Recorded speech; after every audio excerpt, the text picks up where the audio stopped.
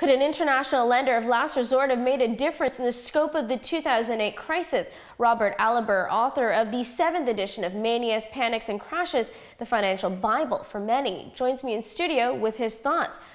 Who should be the lender of last resort? In the 2008 crisis, the U.S. Federal Reserve System was the lender of last resort for foreign central banks. And that's because the commercial banks in Europe borrowed dollars and invested dollars. When their dollar assets fell sharply in value, when the value of their mortgage-backed securities fell, then they had a short position in the US dollar, and the European central banks borrowed dollars from the Federal Reserve that they could then lend to the commercial banks in Europe to help reduce their short position in the dollar. So we, in effect, have a very informal international lender of last resort.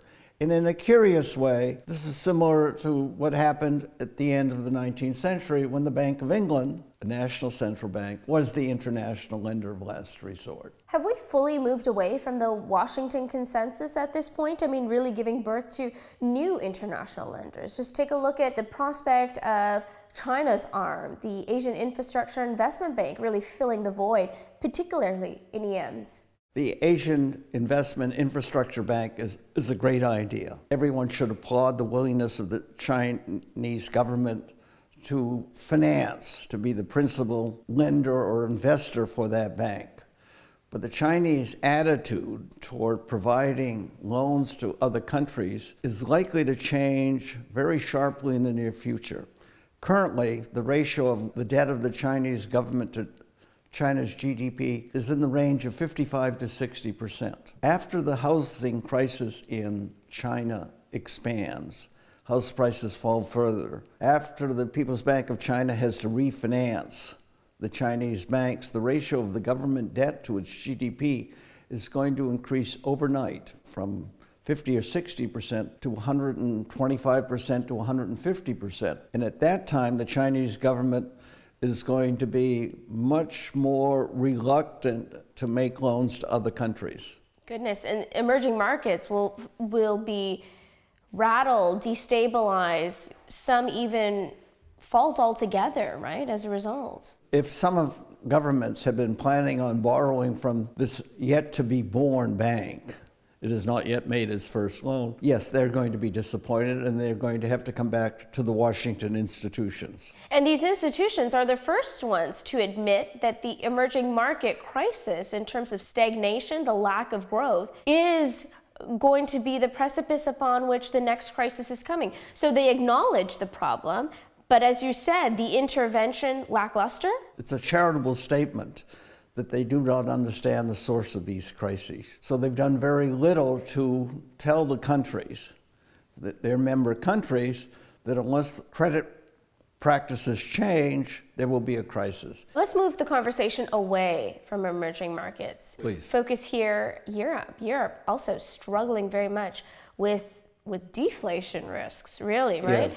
Do you think that Europe could stand to gain from infrastructure loans vis-a-vis the AIIB? Yes, Europe will gain from more spending on infrastructure. Every country can gain from more spending on infrastructure, and if the governments are concerned about the growth of their debt, much of this infrastructure spending can be financed by toll roads, by raising fares. The problem that many countries have is that everyone wants a free lunch. They want the benefits of infrastructure, and they want somebody else to pay for the infrastructure. Politically, do you think that sovereigns here are going to allow that, for the Chinese to be the ones giving the loans? The sovereigns in every country are under pressure to provide more jobs, or the politicians on the far right and the far left will essentially begin to challenge their legitimacy. The more pressing issue is that they essentially have to just suck it up and take the loans as they come if they're going to engage and even invest back into Asia, perhaps through the AIIB. Yes, but they can invest in their own countries, they can invest in housing, they can invest in more power, they can invest in improving the environment. There's a great deal of scope for infrastructure investment that will be productive. Okay, you seem to be very hopeful about the interventionist tools that lay before the governments, whether they be in emerging markets or in Europe. The success of